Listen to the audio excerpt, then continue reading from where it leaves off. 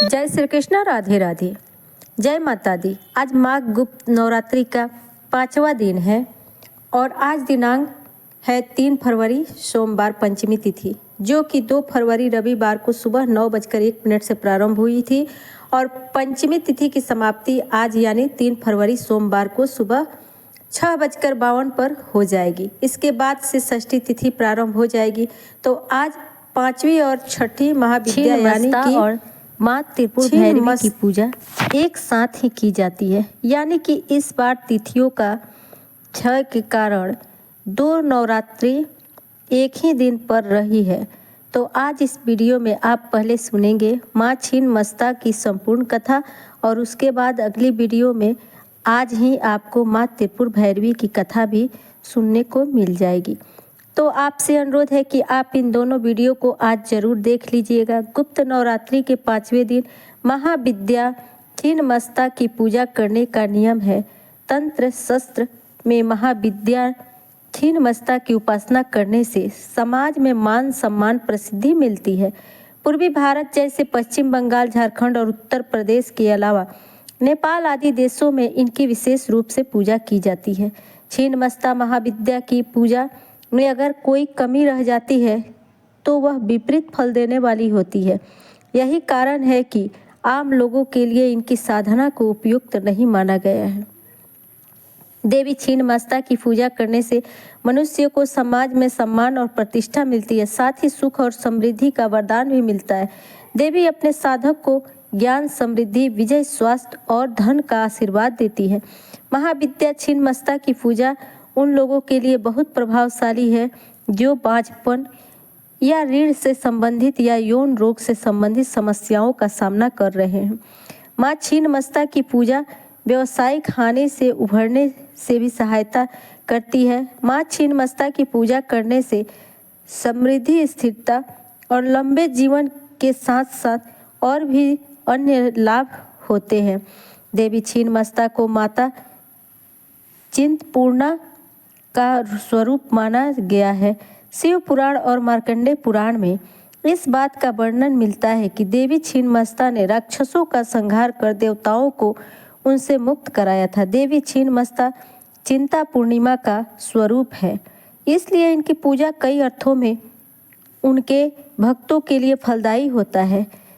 चिंता को हरकर देवी अपने भक्तों के सभी संकटों को दूर करती हैं, साथ ही सभी प्रकार की सिद्धियां भी प्रदान करती हैं। देवी का इसलिए व्रत करना और उनका विधि विधान से पूजन करना बहुत ही शुभ फलदायी रहता है। माँ छिन्नमस्ता अपने गले में हड्डियों की माला धारण करती हैं। उनके कंधे पर यज्ञ पवित्र है। देवी छिन्नमस्ता की नाभि में योनि चक्र पाया जाता है। देवी की आराधना गुप्त नवरात्रि के अलावा दीपावली के दिन भी करना बहुत शुभ माना जाता है। इनकी पूजा शुक्रवार के दिन भी की जाती है।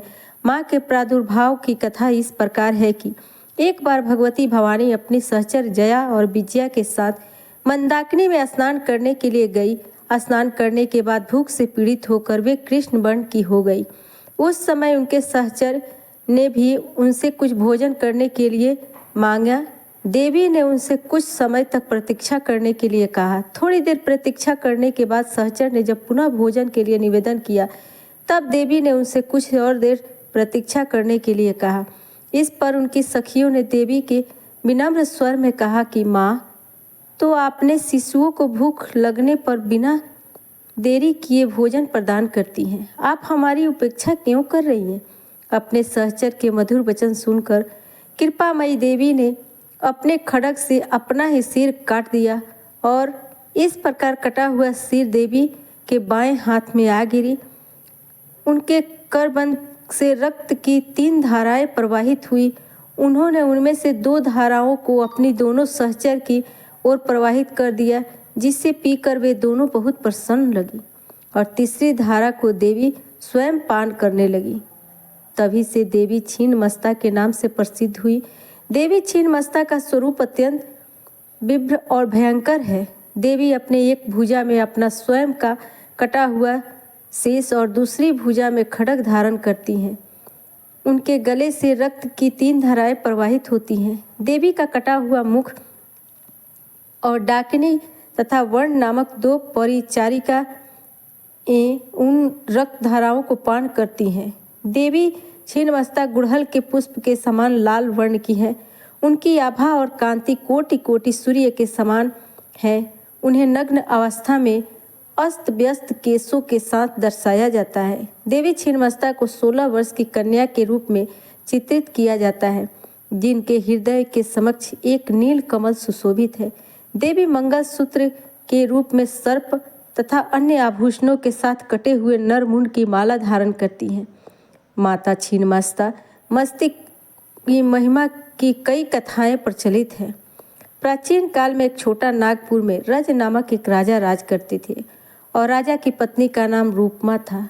इन्हीं दोनों के नाम से इस स्थान का नाम रज रूपमा पड़ा, जो बाद में रजरप्पा हो गया। एक कथा के अनुसार एक बार पूर्णिमा की रात में शिकार की खोज में राजा दामोदर और भैरवी नदी के संगम स्थल पर पहुंचे। रात्रि विश्राम के दौरान राजा ने स्वप्न में लाल वस्त्र धारण किए तेज मुखमंडल वाली एक दिव्य कन्या देखी।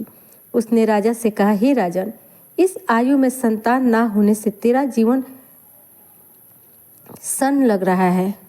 मेरी आज्ञा मानो तो रानी को भी गोद भर जाएगी। राजा की आंखें खुली तो इधर उधर भटकने लगे। इसी बीच उनकी आंखें स्वप्न में दिखी दिव्य कन्या से जा मिली। वह कन्या जल के भीतर से राजा के सामने प्रकट हुई। उनका रूप अलौकिक था। यह देखकर राजा भयभीत हो उठे। तब राजा को भयभीत देखकर वह कन्या कहने लगी, हे राजन, मैं छिन्नमस्ते की देवी हूँ। कलयुग के मनुष्य मुझे नहीं जान सके हैं, जबकि मैं इस वन में प्राचीन काल से गुप्त रूप से निवास कर रही हूँ। मैं तुम्हें वरदान देती हूँ कि आज से ठीक 9वें महीने तुम्हें पुत्र की प्राप्ति होगी। देवी बोली कि हे राजन, मिलन स्तन के समीप तुम्हें मेरा एक मंदिर दिखाई देगा। इस मंदिर के अंदर शिलाखंड पर मेरी प्रतिमा अंकित दिखेगी। तुम सुबह मेरी पूजा करो। ऐसा कहकर माँ छिन्नमस्ता के अंतर्ध्यान हो गई। इसके बाद से ही यह पवित्र तीर्थ रजरप्पा के रूप में विख्यात हो गया। यह थी माँ छिन्नमस्ता की कहानी। अगर आप लोगों को यह माता की कथा अच्छी लगी हो तो वीडियो को लाइक, सब्सक्राइब, शेयर करना न भूलें।